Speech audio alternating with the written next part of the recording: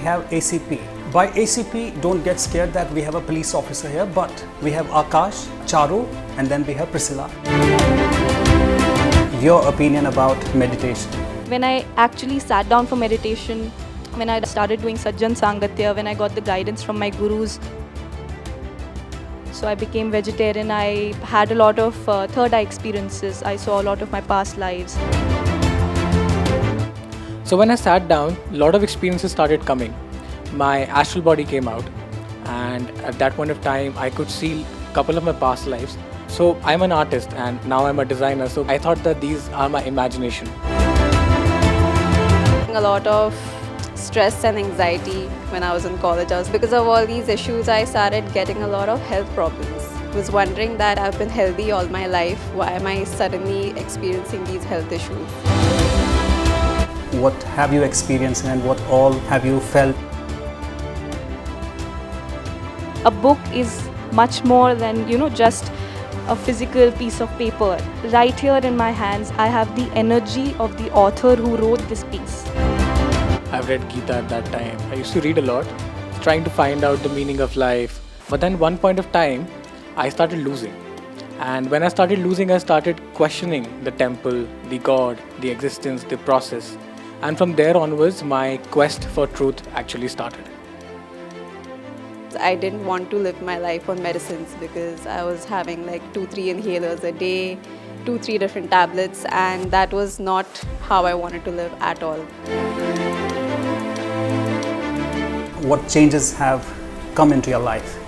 When Patriji gave the signal to go ahead, we all were jumping with joy because to be associated with books has been a lifelong dream. There is some magic in life and there is more to life. And so that curiosity led me to meditation, led me to pyramid, led me to Patriji.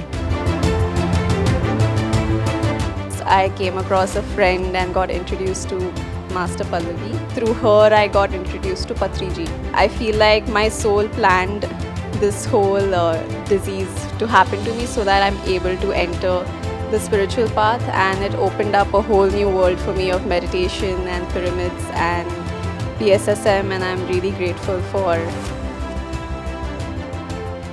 Hello and welcome to PMC English. I'm Idris, your host. Akash, since you are an artist, right? You paint. Yeah, used to paint a lot, now a little bit. Okay, all right, but still the art is there, right? Yeah, the art, never dies. The artist is also here, inside. Exactly, the artist is here, the art is here. So I want to know your experience. Before meditation and after meditation, what is the difference? What difference do you see in your life? So I think I can summarize it in one sentence only, but I'll explain it further as well for our viewers. I'm alive because of meditation. I'm alive because of the guidance that I've got from our mentor, Master Pallavi. I'm alive by the grace of Patriji and his guidance and his knowledge and his messages. So since I was looking for answers, I was not finding it. I got really depressed. I got to the depths of depression, and I decided to end my life because I was not getting any answers. So I was suicidal at one point of time. And I've seen people not talking about these things a lot in the public, but I make sure that I talk about this part of my life because I probably can motivate or inspire someone to take up meditation, to take up this path of spirituality and really find answers. Because suicide, depression, mental has become a really big topic right now, and everybody is suffering from some kind of mental problem, right? It's a global pandemic right now, which is not seen. COVID, you can see, you can count the number of patients, but mental health problems, you can't count the number of patients. You don't know what's happening in the mind. So I was suicidal at that point of time. Now I look back, everything sounds so funny and it sounds like a joke, but at that point of time, it was extremely serious for me. I think it was my 4th year in college. I also graduated in design, in commercial design, used to design apps, advertisements, etc. And I used to lock myself in the room. I just sleep, eat, and that's all. That's all I used to do. And I planned my suicide, like I'll go here, I'll die like this. And I told my family as well. I was like, because you are not able to tell me the answers to anything, and you have put me on the path to God, to temple, to process, to puja. Either you tell me the answers or I'm going to go. And once I found meditation, I started getting answers to all these questions that I was looking for. And these answers were not made up, because I went to a lot of gurus, I went to a lot of people, and they shared their knowledge, their wisdom, their information, but nothing clicked. Nothing that I heard was feel like this is the truth, or I felt like there is much more. This is something that they're forming from their mind, probably. So that is not wrong, but that was not for me, and I kept on searching. So when I found Sir, I actually started talking to Sir telepathically. I've had experiences. My first experience with Patriji after meditation was also extremely interesting. We met at Pyramid Center, Delhi only. And before him coming in, I had a telepathic message that he won't pay attention to me. And I was like, why? Why he won't pay attention to me? What have I done? And when he came, exactly that's what happened. There were 5 people in the row doing namaste to Sir. I was the fifth person. He greeted everyone and he did not even look at me and he moved. I was like, what is this happening?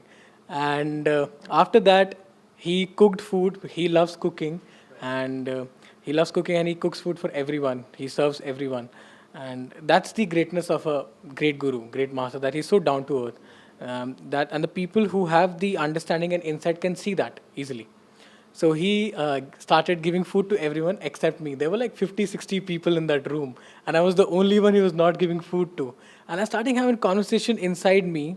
Why not giving food?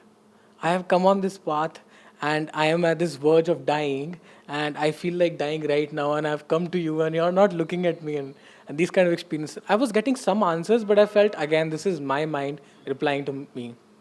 And I finally told him, either you give me the food now, or I'll go from here. I'll leave this place. And as soon as I said this inside me, he turned to me and said, do you want food? And I was shocked again. I was like, this is actually, the conversation was actually happening.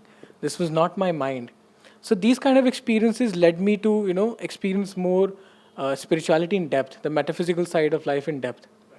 One experience that I also share, that I went to this trip with Sir to Ladakh. In Ladakh, that was a turning point in my life. That was the high point when I was in depression. I almost, wanted to kill myself. And the cost of the trip was 40,000. I did not have money at that point of time because I was in college and I could not ask my parents. I just sent an intention to the universe that I need 40,000. That's it. I don't need even 40,000 1 rupee. I don't need that. And the next day, I got a call from somebody saying that I have work. How much will you charge to designing a brochure? I said 40,000. So I took that 40,000, gave it for the ticket, and just went with him. And he was supremely happy to see me that I came. But I had so many questions, and I stayed back with him. And his presence only gives you so much wisdom. His presence only teaches you so much, because the teaching is less in words, it's more in observation. The more you observe a teacher or a guru, how he behaves, what he thinks, you can actually understand more. So never, that's what I have learned, that never go on the face value of a person and what he's speaking. Go beyond the words and understand the meaning behind those words. That's the true, the essence of the truth.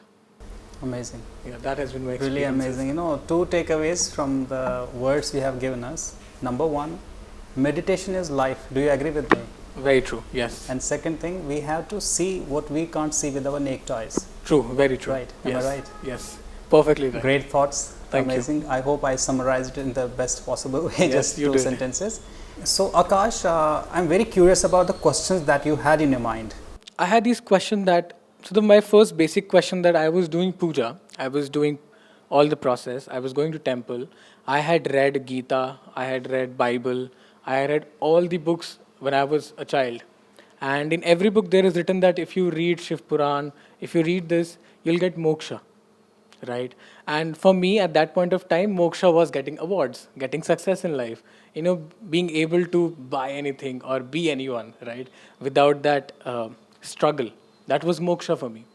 But when I started losing, I started questioning this term called moksha. What is moksha? What is enlightenment?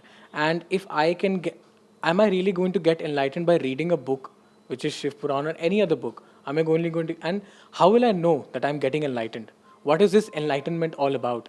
What is my purpose of life? Why, where is my existence going? And there is also, in Hinduism, we have this concept called reincarnation and incarnation, right? In Buddhism also we have this. So I wanted to know, why am I coming here again and again? For what purpose? I don't enjoy this life. I'm not enjoying it at this moment. The kind of situations that I have in front of me, the kind of, struggles I'm going through, I don't enjoy it. So why am I taking birth? Is there a concept called heaven and hell? Will I go to hell if I do this? What is the concept of sin? Is this really sin? Because when I was doing puja, all of the pandits used to say, don't give it to left hand, use right hand, don't wear like this, wear like that, right hand, left finger, and all of these things. So I used to feel, if I really do with left hand, will the Lord or God, whoever there is, will he really become grumpy because I'm using left hand? Is this really true? So what is the science behind it? What is the reason behind it? And these kind of questions led me to meditation, and I got clarity of a lot of things. First, I left all prayers, all puja, all mantra, and I went fully into meditation. When I was in depression, I used to meditate 6 hours a day. Yeah, and in 6 hours, I used to talk to Sir astrally. I used to meet him astrally. I used to meet our mentor astrally. And I used to like we're having a discussion right here. We're going to have discussion in astral realm, where I used to ask him, why me? This question every person has who's going through a struggle. Why me? Why this is happening to me? It's not you. It's happening with everyone, first of all. So, we can't take a chill pill here. That is happening to a lot of people. But yeah, everybody needs to find the answer. That why you, there is a cause. In the law of karma, it's supreme. And everything falls under that. I used to believe that universe is an enemy. I have heard from a lot of people that they believe universe is working against them. And I was that kind of person where I felt the universe is working against me. But when I understood the concept of truth, understood the concept of creation, the true meaning of spirituality, then I understood that universe is within me. How can I be an enemy of myself, right? At the core of it. Of course, your mind can be your enemy, but that's what we are training through meditation. Wonderful. Wonderfully explained. Great to know that. And now, Miss Charu, I really like your smile. And this book, I believe it's Messages from 40 Masters, Hindi version. This book is an absolute gem of PSSM, if I can put it that way. So there's this PSSM master called Aruna, madam, who has written this book. She channeled 40 masters. Generally, because when we talk about channeling, maximum what we'll hear is somebody channeled a master. Somebody had an experience with a master. She channeled 40 masters, and whatever every master spoke about, like Akash mentioned, it's about seeing the unseen, experiencing the unseen. So all these masters who are working in the astral realms and causal worlds and supracausal worlds, so they all gave messages to her about meditation, about different concepts. They helped her understand, because Patriji, he never talks about the work he's doing. He's a very silent worker that way. So what is the higher, what is the work that he's doing beyond? So these masters have helped to shed light on, what Patriji, what PSSM masters, what these 40 masters themselves. Because we generally think that, let's say a master like Krishna, who is such an enlightened master, what happened to Krishna after, he left this physical earth? So we think that Krishna's work has ended because he's left earth, and we now whatever is happening, that has already happened, and we are just getting messages from him. But no, he's still working. That consciousness, that soul is still working in different other worlds. So what is that work that always keeps happening? Patriji says, PSSM masters, pyramid masters, they can never rest. And it's absolutely true, because work never stops. There is no perfection. There is no point at which you can say, okay, now I am done. Because there's always a higher world, there's always a higher learning. In this book, it's mentioned that, even Shiva, he's still meditating. What is the need for Shiva to still meditate? But that is the point that, Patriji has stressed to all of us, and that is what this book also teaches us, that there is no perfection, like Sir says, there is only fine-tuning. So even at the level of Shiva, there is fine-tuning. So we at our level, we cannot afford to be lazy. We cannot afford to skip meditation even a single day. We cannot afford. It's literally a matter of life is time. Life is nothing else but time. If you waste your time, if you're not making the proper use of your time here, you have to come back again. You have to do all these things again. So every single day, you have to constantly live in your truth. You have to live in, in a state where uh, you are in touch with your higher self, where you are getting messages from your guru. You are understanding why whatever it is that I'm doing, even if if I'm reading a book, we don't think about these things. When we start meditation, or even when we are, I would say we are some years into it, we think, now that I've started meditating, I'm a meditator, the spiritual ego develops. I know more, and I know what I'm doing. And you cannot tell me what I'm doing. We'll kind of take the shelter of our mentors or our gurus. No, no, no, I'm following my guru and I know what I'm doing. But at every level, there is this fine tuning, there is this cleaning which happens. So for every master that goes on, and work is never ending. That is, if one message I have to give it in a line, I would say work is never ending. Even masters like Saraswati, Parvati, Saint Xavier, Miango, all these masters, they are still working. So why not us? Beautiful, beautiful. Thank you so much for guiding us about this book. And there are 2 more books, right? Yeah, there are 2 more. So we have a lot of books, but I just Right got now 3 you're of them carrying here. 3, so I just Yeah, so this is another Hindi book. It's called Atma Kshetra. This is Sir's book, Patri Sir's book. So Atma Kshetra means Atma means soul, and Kshetra means field. So what is the soul field? What is the area of the soul? It's a very new concept for us also. So it's, the subtitle says Swayam mein rehne ka rahasya. So what is the secret to always being, in yourself? Because you can if you're alone in your house, you are by yourself, but you may still not be in yourself. So how do you go within, even if you are with people? How do you go within even when you are alone? That only meditation and your guru can tell you. So that is the 3rd book, and yeah, this is the one that I already mentioned before, Conversations with Mahavatar Babaji by Master Pallavi. She's our mentor. So this is about, she channeled Mahavatar Babaji. So this is her conversations and Babaji's, enlightening experiences for all of us. So we have books in a lot of languages, but we just got these are just a few that I had on hand. Lovely, great to know that, Messages in 40 Masters, then Patriji's book, and then one more book is there, Mahavatar Babaji's experiences. So really amazing. And what's your favorite book? Oh, what's my favorite book? Yes, a tricky question, I know. That's a very tricky question because every book's energy comes to you at a point when you need that. No book comes to you before time. I say every book is a karmic book.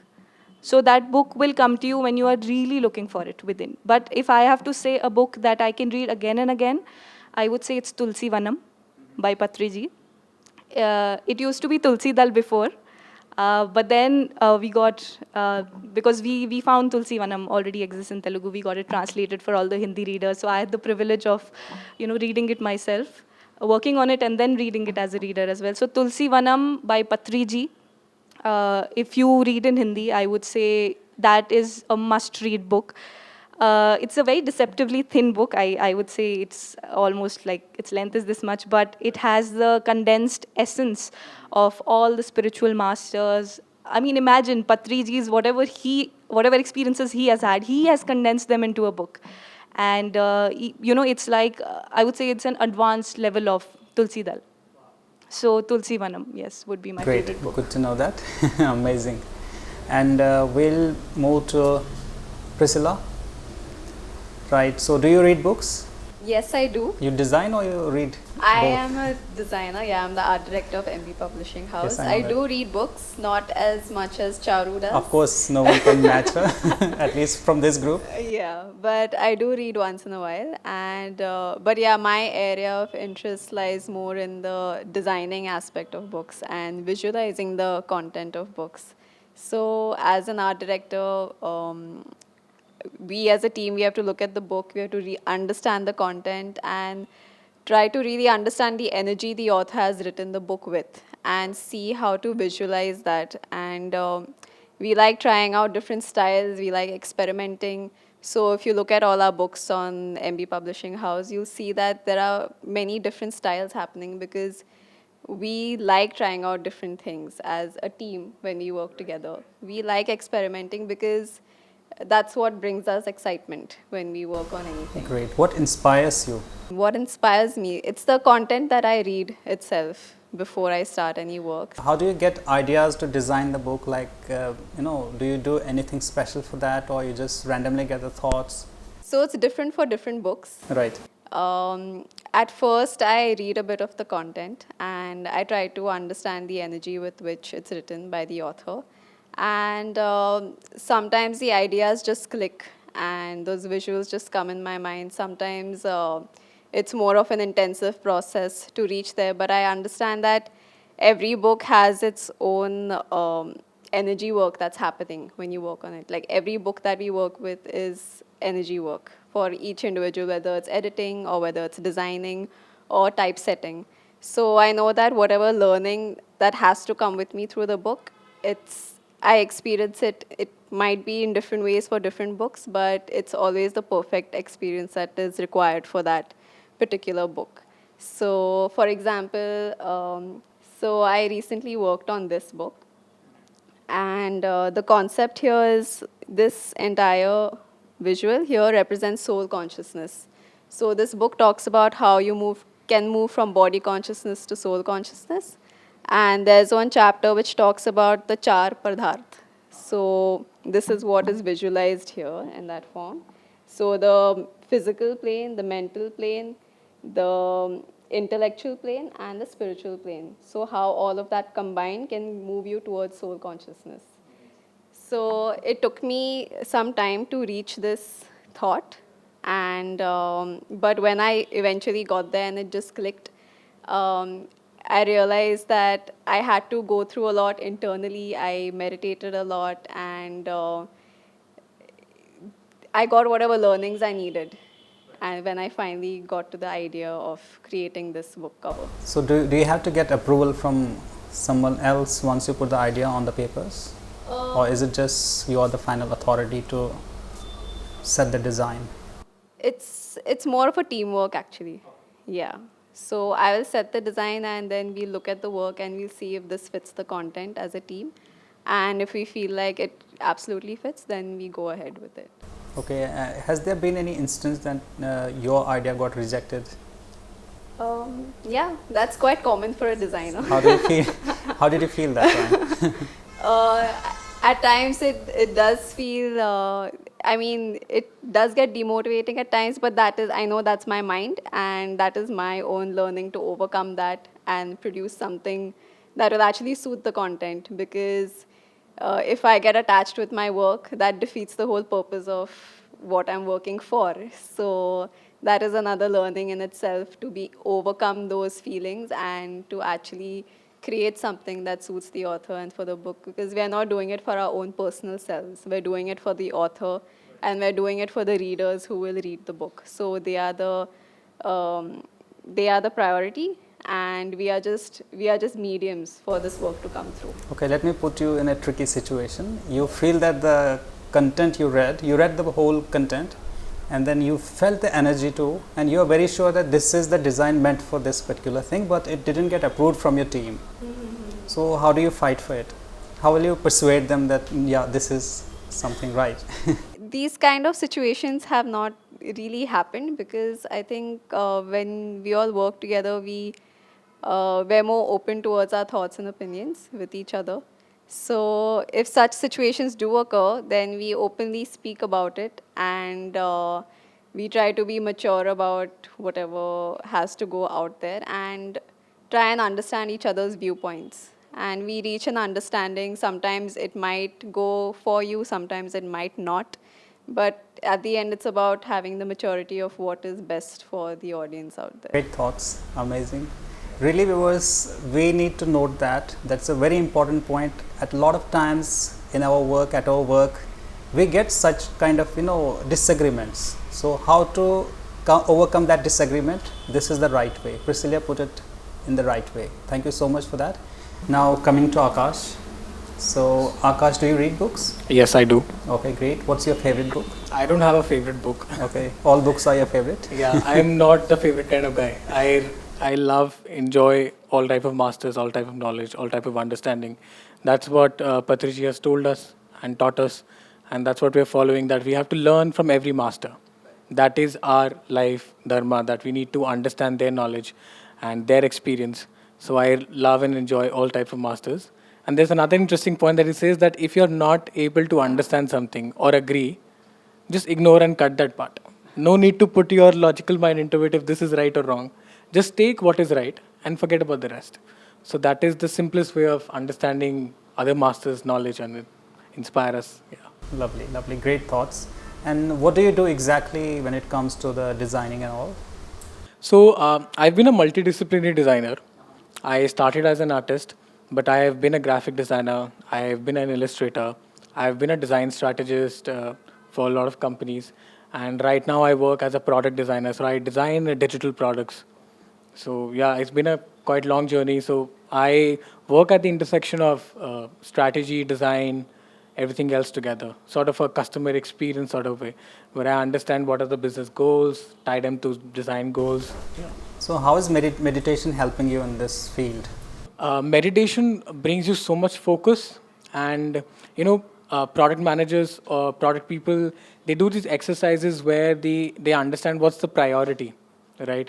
And on the paper, but when you meditate, it sort of comes from inside you because I've understood that time management is not about time. Time management is all about emotions. If you can manage your emotions, you can manage your time. And if you can manage your time, you can manage your life easily.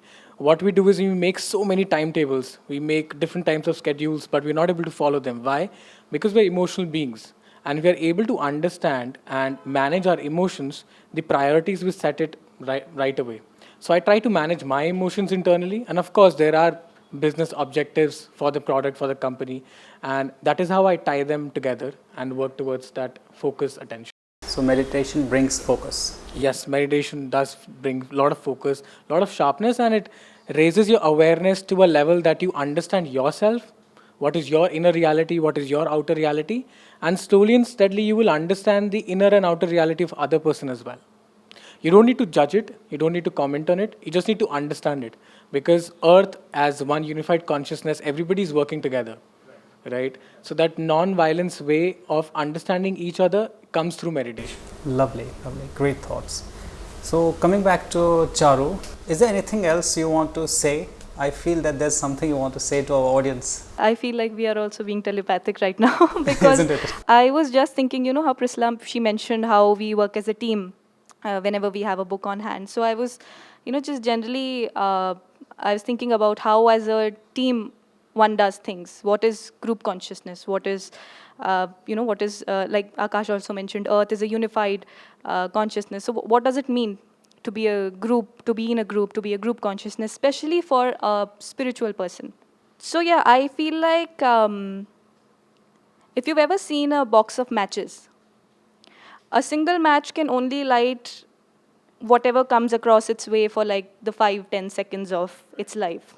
Every match, if you light every single match in a box as well, each of them can also, the time is same. For 5 to 10 seconds, it will be lit. It will light whatever is in its path. What really matters is who is the hand that is lighting the match. Because the same hand that lights a match and sets a house on fire, if it's a different hand, it can light a match and it can light 100 candles from it, which will last for a longer time. So every match, like I said, every match has its the same amount of time for which it can be lit. So if we look at it, in a way, all the masters who are here, whoever is working in a group consciousness, everyone can do their bit. Everyone can do their limited bit. But if everyone, kind of delegates, divides, and according to their own interests, own area of specializations, and let's keeping in tune with the box of matches analogy. So if every match decides, okay, I'm going to light 100 candles, why don't you light the next 100? Why don't you, the third one can light the next 100? So guided by the hand that is lighting the match, going as per the guidance of the hand. All of these matches together, you get what, 100 matches in a box or something. You can light 100 candles, from which you can light 100 more diyas. So it's a progression. It's a a geometric progression. So that is what group consciousness is for me. To be in surrender to that hand, which is lighting the match, which for us is Patriji. Everything that is happening here, this conversation that is happening here, whatever 40 masters have given the messages that are happening, everything that is happening, it is all because of his guidance, his silent guidance. So, it's to be in the guidance of the hand that is lighting you as the match, and to be in tandem with the other matches in the box. That is group consciousness for me. To work with the intention of lighting that fire in as many hearts as possible, in as many minds as possible. Because I felt my life change when somebody lit that fire in me. And I would like to return that favor now. It's not even a favor, it's a duty. It's my responsibility to return that to the world and to light as many fires. So when you find people along the way, when you find souls along the way who have that same intention to work as fiercely, to work as strongly for whatever your area of interest is. And, there are different concepts in soul consciousness, because as a soul, you lead many, many lives with your group members. So there is a lot of karmic clearance also which happens when you work together as a soul. So there are various things happening on multiple levels. You're getting to learn so much from these other souls. And when you work as a group, you're getting your karmic clearance, and you're getting to, through your general normal interactions, you're getting to teach each other also the things that you have learned in your past life. So it's a very dynamic approach that as meditators we can have to group consciousness, to soul consciousness. So PSSM as a whole, I believe as long as, we are individually, we are working with that surrender feeling, with that feeling of being guided by Patriji in whatever we do, we are surely going to reach every single heart on earth. We are going to make, vegetarianism is going to be there in every single household. Every single house will have a pyramid. Every single household will be a meditator. And I'm really sure of Sir's plan. Beautiful, great thoughts. Really, I got it right. You were about to say something and I got it right at the right time, and the right message you have given. Thank you so much. Thank you. Akash, your one message for our viewers, something important, a couple of lines that you want to share.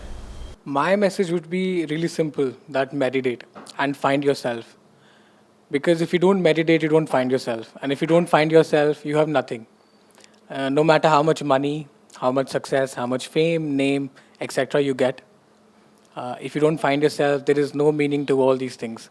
Everything feels, that without a fundamental truth, if you don't understand it, nothing matters.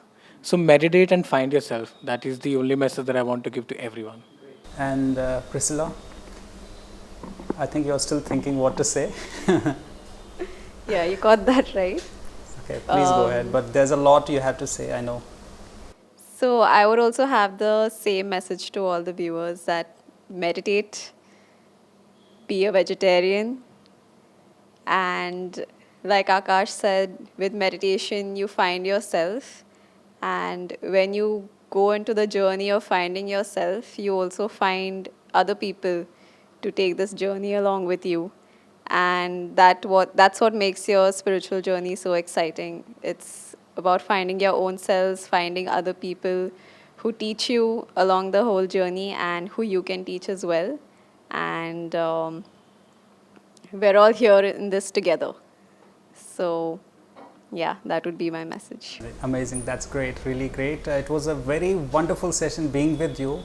Great, great positivity, great energy, youthful program, happy and pretty positive, I would say. And I learned a lot from you all three, and I hope something you might have learned from me also. That's what PSSM is all about. Learn from each other, listen to each other, talk to each other, share your thoughts. I hope you also liked this conversation. We did. We really enjoyed it. One more time, thank you so much for joining us. This was our episode for today. wherein we had ACP, as I said earlier. I hope you enjoyed this and you learned a lot. Thank you so much for watching. Keep watching PMC English, like, subscribe and share this video.